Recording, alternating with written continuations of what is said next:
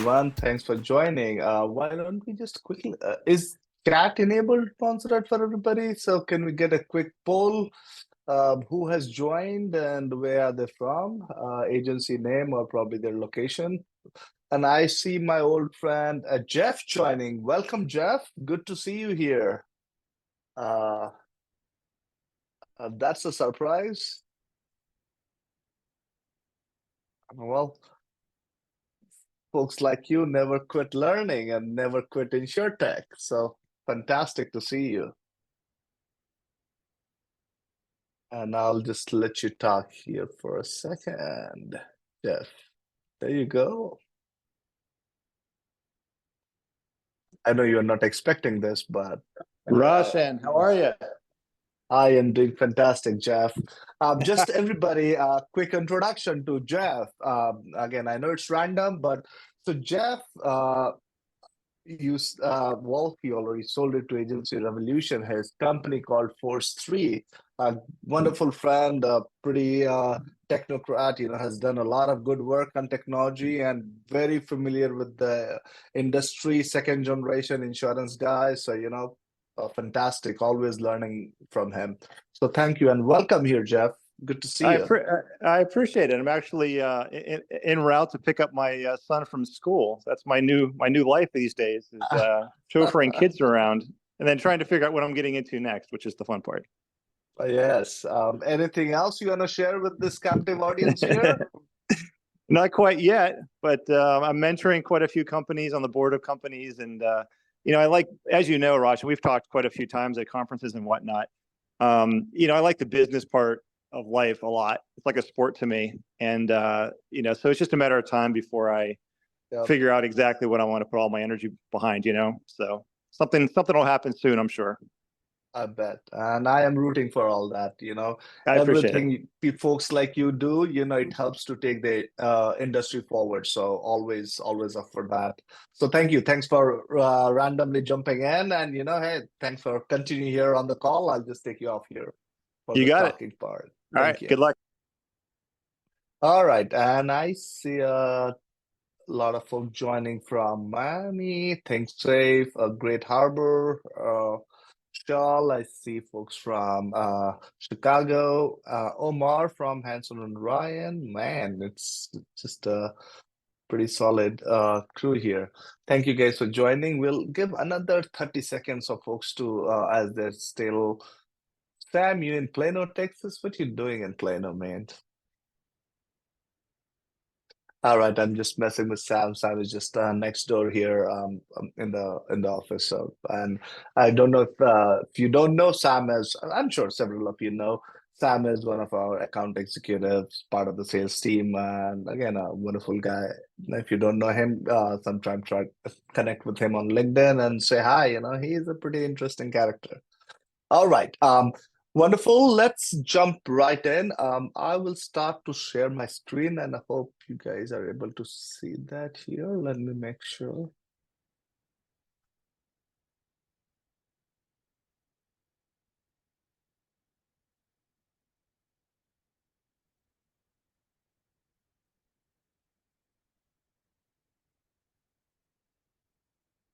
All right.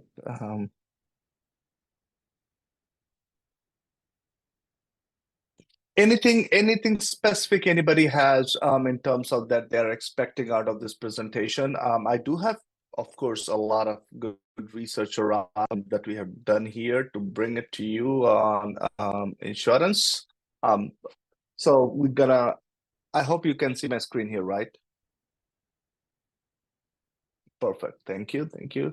All right, and since I am on this part of the screen, so I'll not be able to look at chat and other stuff here, Montserrat. So I trust you will be able to manage that, but guys, feel free to jump in as needed. So,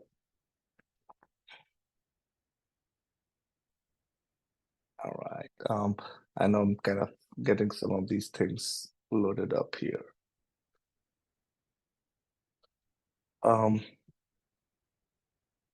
All right, so let's get started. I'm just still trying to put this chat piece here. Let me see if I can move one more screen item here. Um,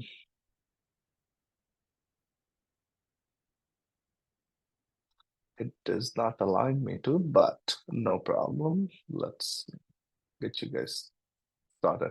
All right. Hey everyone. So as you all know, the topic is today we're going to talk about 2024 tech trends in insurance, and primarily I would try to limit this not to the broader insurance per se, but try to limit it a little bit more around the insurance agency business, and something around that, and also bring a context around how insurance CRM plays a role in all of this. So good morning, good afternoon, everyone, and welcome.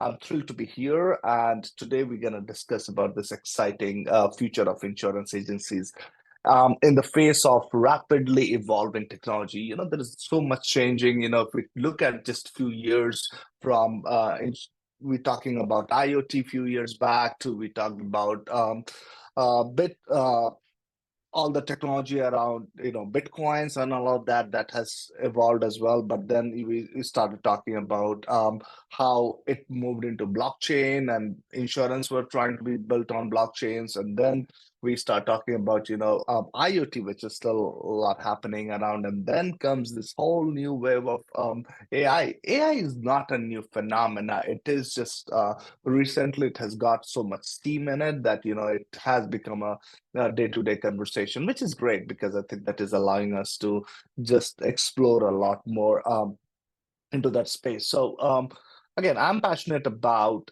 helping agencies, as you know, understand the navigate through this technology aspect of things. We all are learning a lot about technology every day, but what is it that is enabling us to get better and solve for a lot of these what you gonna say, the technology which is kind of becoming a little bit on the edge, and it's not a bad thing. It is also allowing us to just get better every day with what we need to do, be more efficient, be more predictive about some of these. So as we talk about this ever-changing landscape and unlock new avenues of growth for every agency, what are those some of those fundamentals that we need to look at that can be put into perspective of doing what we need to do. And in this session, we're gonna delve a little bit into what are these top trends in insurance per se, and also talking about the industry in 2024, what it looks like, what is changing, and any specific focus on CRM, because I think you can see there is some pretty heavy evolution happening in the tech side as well of how you are managing your agency. So having said that, let's jump right into what does the evolving landscape at this point looks like. The insurance industry per se is going through and undergoing a significant transformation, and it is driven by many factors, right? Today's customer is digitally connected, um, uh, and expects, so as we look 10 years back, one of the things that has dramatically changed in the 10, I would say, even 15 years, is the customer expectations. Why? Because companies like Facebook, or start with the earlier days like eBay, and then Amazon and Facebook and Google and all of these companies have changed, where the focus has become the customer becomes the center stage. And excuse me, and you have heard me talking about this, how the shift from product to customer has happened in the last 15 years because of these tech companies. And that is also influencing the expectation of a customer. They do not expect to be hovering around the product, rather than they expect some very seamless digital experience, but it also that these customers have started using technology as well. So which means now they know how, if they need to connect with somebody, they will do it. Instead of going to the store, they will just how many of you today do Uber Eats, right? You don't go to places for lunch sometimes, or dinner. You just bring that food and you are very comfortable. ordering those foods online. So, not only your understanding and your comfort has increased, but your expectation accordingly has also changed. And on the delivery side, where it was all about their food or it was about their product, is no more about that. It is about you, how you are getting a seamless experience, how you are getting things in time with the expectations that with which you are building things. So a lot has changed in that space as well. So as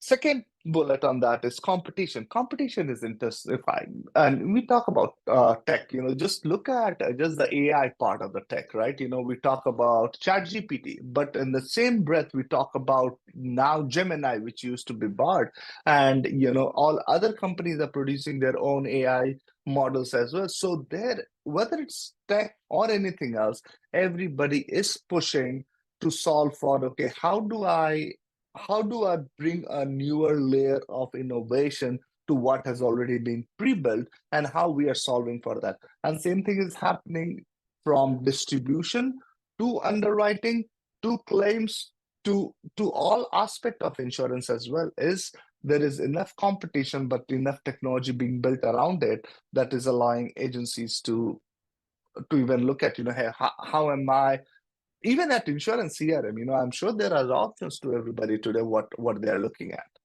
Um, so to stay ahead, agencies need to embrace, innovative solutions and differentiate themselves from the expectation that their customers have and give that exceptional services. Um, Other element that is changing dramatically, because with the technology being so rapidly evolving, it is being so distributed.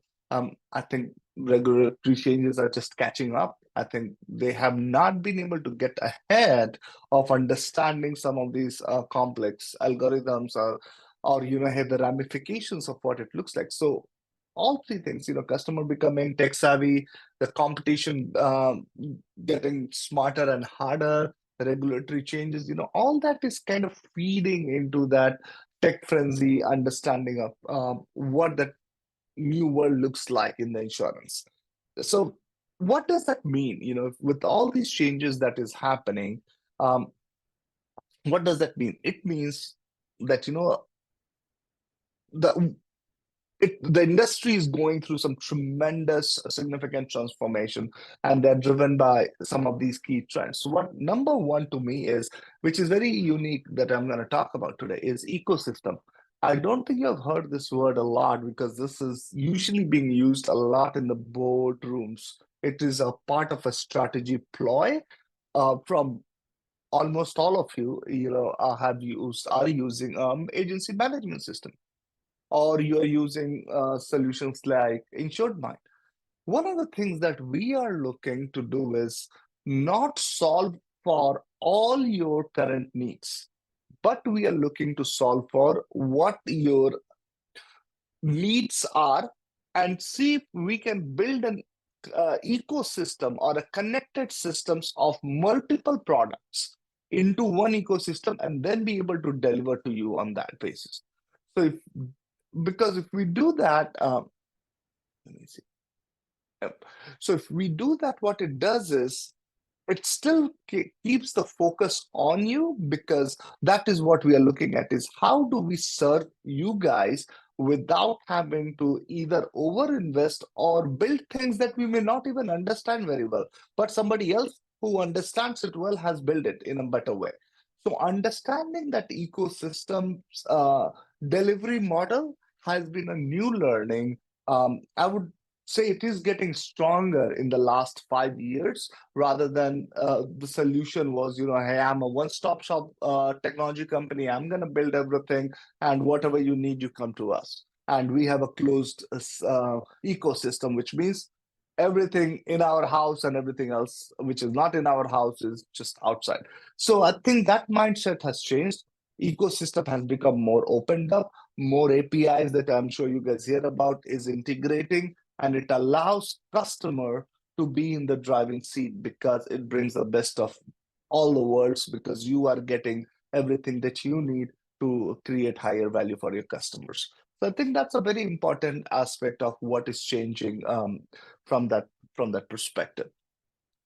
Second one is, no brainer, AI. Um, and AI is being seen in, if you're looking at AI, let me do a quick poll and ask how many of you are, I don't know if there is a way, Mansurat, to do a quick poll and ask if they're using AI in any form or shape, or you guys can do it just in the chat, using AI in any form or shape in your current business operations. Kate talks about a little bit. I would be curious to hear, what are you guys doing? Yes, some content generation. That's definitely the generative LLM language models are, I would say the low-hanging fruits, and that is something that many of you can, just even in insurance, in CRM, like InsuredMine, you are able to use that. What else beyond content generation? So I want to hear some use cases of how you guys have been leveraging AI. Refined language, yes. Again, it's a content driven. I see 73% so far have said that 75, that number is going up, have said that they're using AI in some form or shape. Let's get some of those use cases, and I'll give you 2 or 3 from InsuredMine perspective that is already there. I don't know if several of you are using it or not. So as Kate mentioned about using it, as well as Allison, about content creation, whether it's in your email, whether it's about your notes, all of that you can create and recreate using AI. Number 2, I don't know, folks who are more focused on commercial insurance and they are writing NAICS codes, or trying to find or search for it, now using AI at InsuredMine, you are able to just bring that up pretty easily and find them with a click of a button. That also, again, is going into the data models and try to find, and I would say at this point, it is around 80-85% accurate, but that accuracy is kind of increasing day by day. I will use this opportunity to share with you guys what is one of the next frontier AI thing that we are working on. Should we be talking about that, or maybe we can skip that and keep that thunder for the whenever we do the big splash news around it?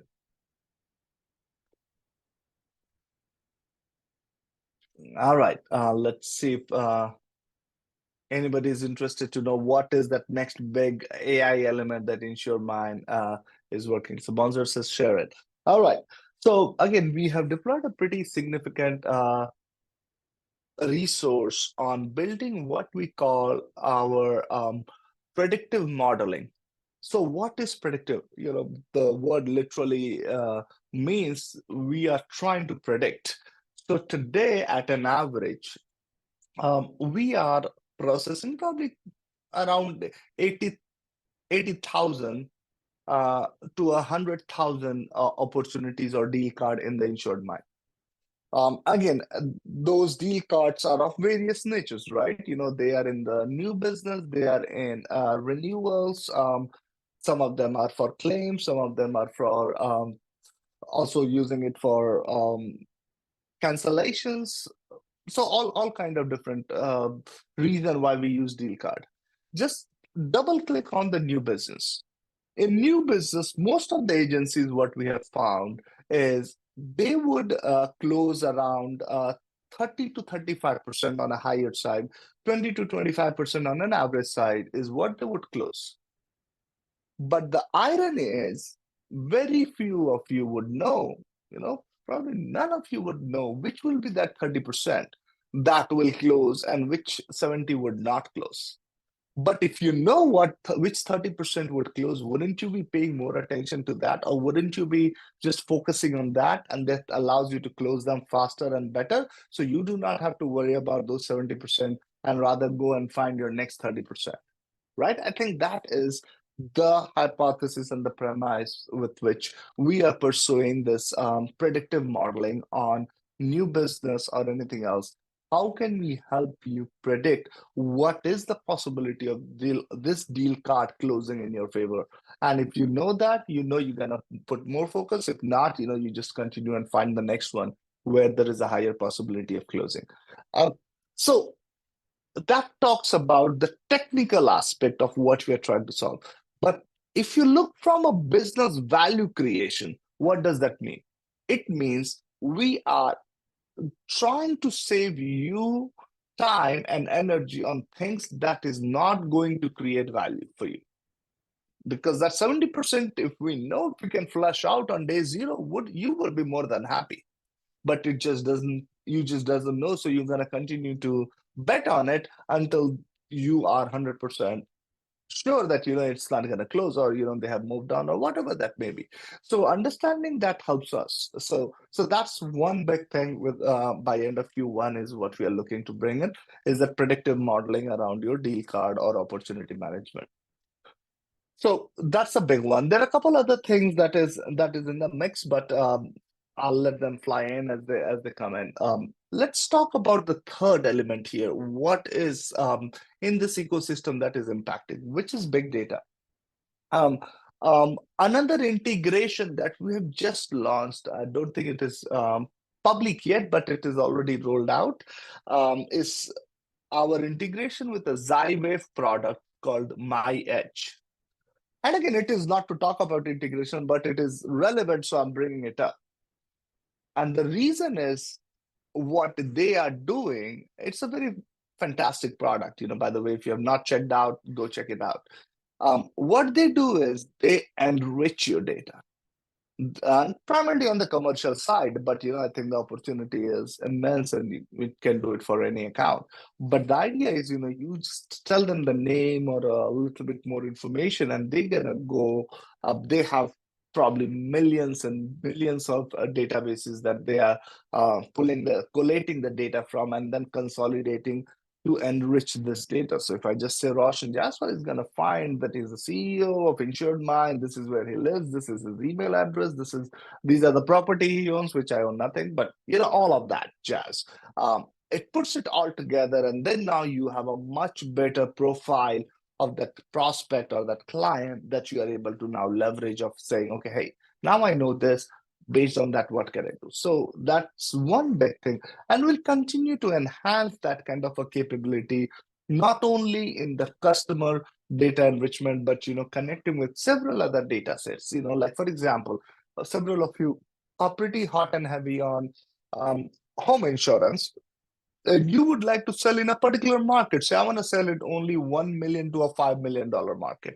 Are we able to connect with tools like Zillow or others that can give us that input? Like, okay, this customer's house is on the street, and the value of this house is 2.3 million, and then you know, okay, this falls into the category of the value of the house that I'm willing to go and do business with. So identifying those kind of data sets and bringing it in and connecting to these is some of those fantastic outcomes that we are looking to bring and do.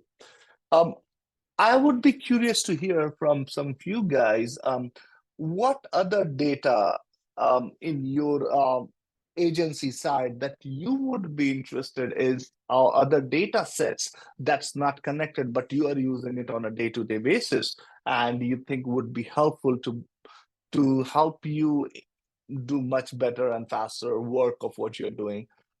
Any thoughts, reactions? Feel free to share.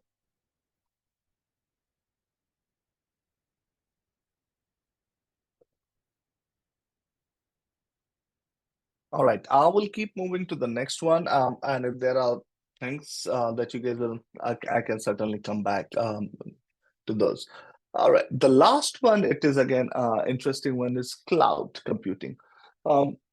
Cloud has certainly, several of you who have owned agencies for 5, 10, 20, 30 years have seen this migrations of, you know, hey, we were on premise, or what you used to call a thick client has now become a thin client, which is browser based, and it is on the cloud now. I'm sure several of you had apprehensions in the early days of saying that, I don't know how safe is cloud. I would rather have my data in my server, in my location. And, my theory is, you are more vulnerable than some of these cloud platforms because they have been deploying the best of the encryptions, best of the security, best of the ways how they can manage that rather than us. We are not in the business of us, I mean agencies owning their data on their premise, may not be in the business of that data security, so you barely know sometimes is what you got to do. So but that allows us to look at so cloud computing. Today, I think the market is almost $1 trillion. It's mind-boggling how this it's growing at an average of I think 27 to 35% year over year. And we all know Amazon, AWS, or then Microsoft Azure or Google Cloud. All of them have been big players. But over the period, all of this has been coming. AWS was certainly the market leader, but others are. And I'll tell you one thing. Companies like InsuredMine has also benefited significantly from this cloud computing. I remember back in the days when I was working for state government, we were building application, and when we need to add a server, the deployment request of that additional server, it used to be 3 to 6 months. Today, it's 3 to 6 seconds. And sometimes you don't even need any additional second because it's automated. So moving from 6 months to 6 seconds or microsecond, I think that's a shift. And understanding that, and I do not believe that cloud computing has lost its shield, which means it's not just it is continuing to be adopted more and more. It is now enabling a lot of 1, 2, and 3. That is the bigger premise here, is it has become the foundation of big data for AI, for ecosystem to be all built on, because cloud computing has been kind of unleashed in that way, and how agencies are seeing that. And I would be curious. Again, you don't need to isolate yourself, but tell me, is there anyone who is not on cloud today? I don't need to know if you are, because I am assuming everybody is. But if there is anybody, I would be really curious to know your perspective, because I do not believe a lot of folks today are without cloud computing. I know, for example, we are seeing this, it's been in the works for last couple of years. Hawksoft has been transitioning their agency management system to cloud now. So I think with Hawksoft 6, they are already on cloud, but other ones are still transitioning. So yeah, that's core of a lot of what is happening in terms of agencies moving from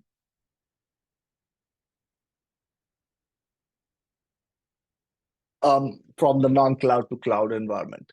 So now let's quickly talk about the CRM side of things. So why do we need CRM today, and how is it helping? Obviously we talk about a lot has changed, and it's continuing to change. And one of the big thing, as we said, is the client management side of things. We would have pieces about a client, like we would know, okay, what policy he has, or we would know the text in my phone, or we would have the contact or the call details on my desk phone, and then I would have my inbox Outlook, where I would have the email all of that customer, and then of course I would have a filing cabinet where I would have that customer's file in it. Now you can see that there is all these 5 or 6 or 7 different places that you have customer information, same customer, right? But 6 or 7 different things, and there is no way to bring it all together. And this is one of such opportunity when we talk about, okay, how do I organize and track client data from all aspect of it? And there is no comparison to be able to do this and the value it generates for you. It starts at the baseline value, which is I can see it all in one place.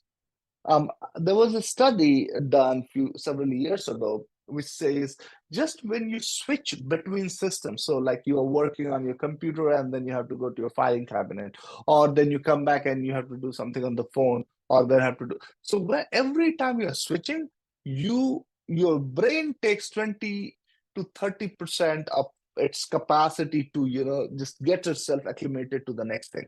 So there is a 30% productivity loss during the day when we are continuously switching between all these systems. Now, when you are working through one CRM, it's all there, it's convenient, you are not switching between systems. I think the power itself that it renders is tremendous from that perspective. All right, what else? Of course, customer service. It's like this was a challenge from day zero when we built InsuredMine. They would say, okay, hey, I called you guys and we are trying to search somewhere in the system, and we would not know because the phone system was not connected, and phone application may not have a portal where you are able to see if the customer called and what data got captured. Now, because it is all integrated, it gives you that perspective that call got recorded, the action item were pulled out of it, or applied the NLP, which is natural language processing.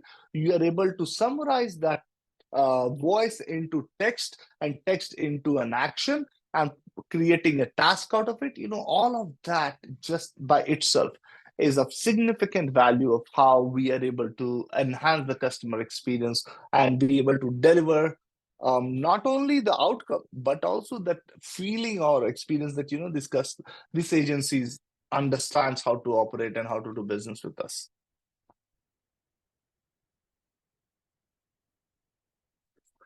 All right. Improved sales and marketing. No doubt, we have seen at an average of, so if agency is growing at 4 to 7%, we have seen there is at least 2 to 3 basis point a spike from just the sales and marketing because of what they are able to accomplish today with agency. And that's significant. Hey, what you are, forget about from a cost perspective, just from a perspective of what you're able to accomplish. Because of the value it delivers, it's fantastic. And if you're able to grow your agency 2 to 3% just because of technology, that means a lot. And then if you're looking at the totality, that would have an impact of somewhere between 10 to 15% on your profitability, because this is based on your accelerated value that you're able to generate over month. So again, I think all of these helps you be an agency of tomorrow. While it may be a little bit of pain when you're going through the learning curve, when you are trying to set things up, when you're trying to understand how this all works. And the last piece is, as we always talk about, data is the new oil. Do we even understand our data? What kind of data are we looking at, and how are we making a business sense out of it?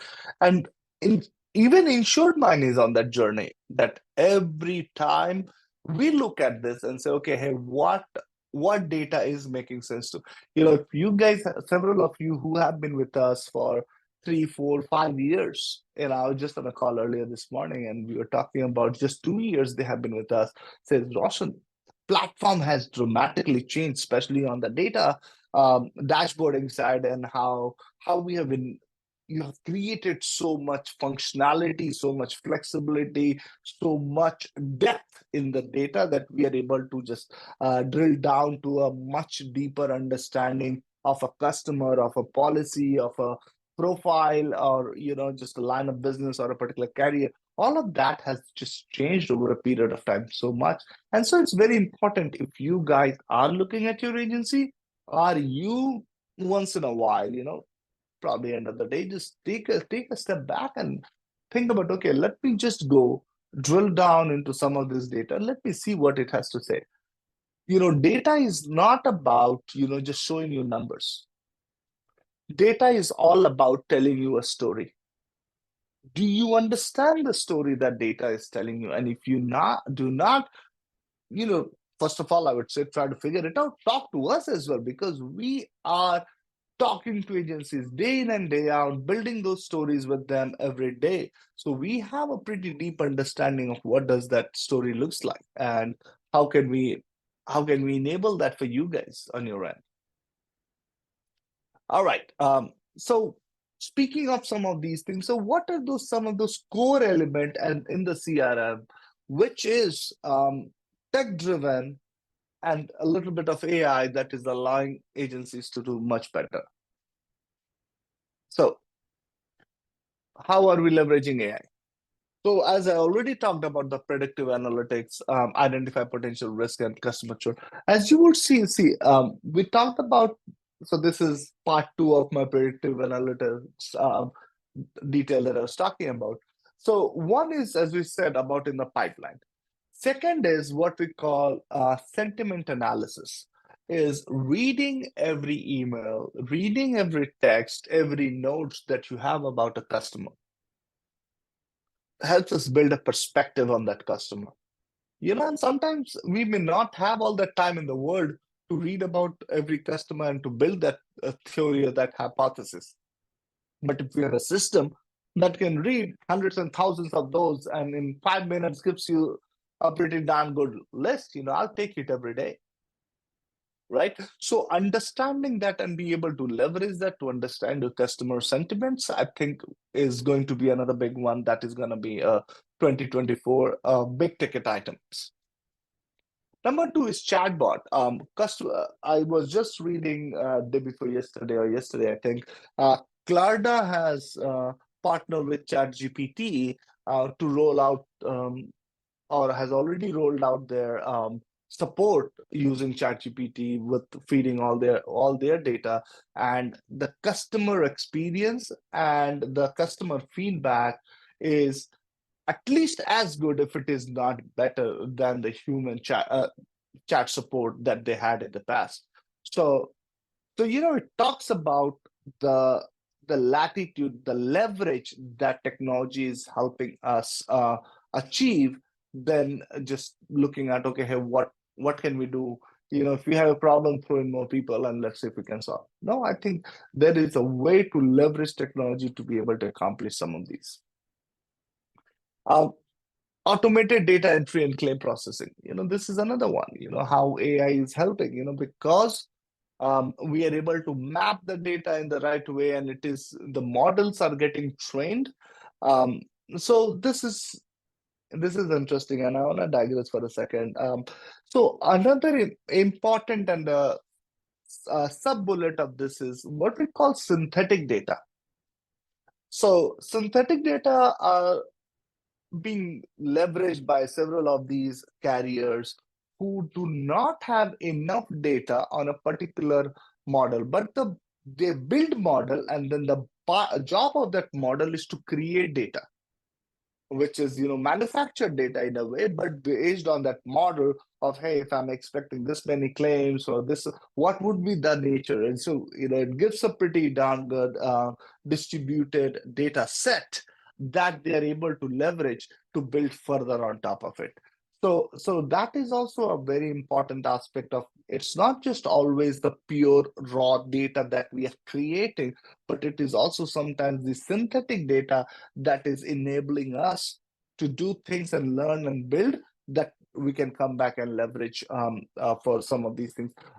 Automated data entry, we have seen technologies around this, like RPAs, robotic process automation, and they have done well to a certain extent. But I think now with AI validation in it, I think there is an opportunity for that to step up pretty significantly. Claim processing in the same way, we have laughed about the fact that uh, Lemonade was able to process claim in three seconds, but pay a claim or settle a claim. But I think those may be a lot of propaganda, as well as media hype around it.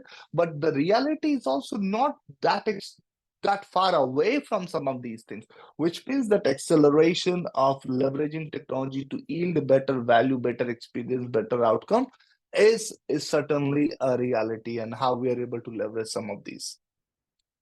And again, I think I'm talking to several of these carriers as well, consistently, and uh, solutions like, we cannot talk about being in the insurance industry and not talk about insurance right now and the cybersecurity challenges that we all have. So how the systems are designed to be built to able to monitor and be able to do that risk assessment on a continuous basis, and learning and building its model around it, I think is also becoming a very key aspect of how this is being leveraged. So again, each of this agency model, each of your business is different. So your risk profiling is getting different. So trying to understand that and build solution that caters to your business will be very different than your next door agency. So those things are being leveraged in underwriting and risk assessment as well. All right. So what does this look like for us, looking ahead?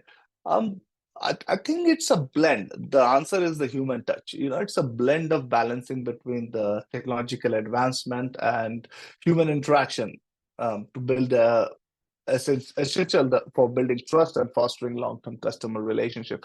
I think the answer is not that, okay, all these tech trends, all this AI, all of this personalization, automation will be a replacement of our current existing workforce. I think that is not going to happen in the near foreseeable future. What is going to happen is that they will enable to do things better, faster, and build a customer experience that is so the answer lies, in a harmony of tech and human, of how you are able to leverage to do what you want to do. um I want to pause here. I want to take a couple quick questions. What you guys are seeing in tech, or is there any particular question on a particular tech trend in insurance that you want me to answer?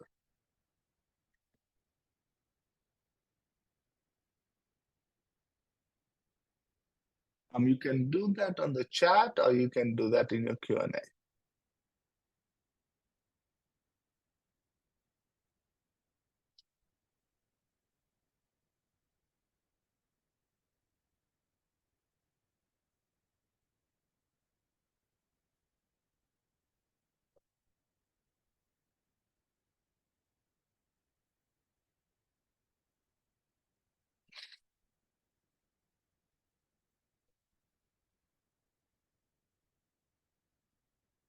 All right, I think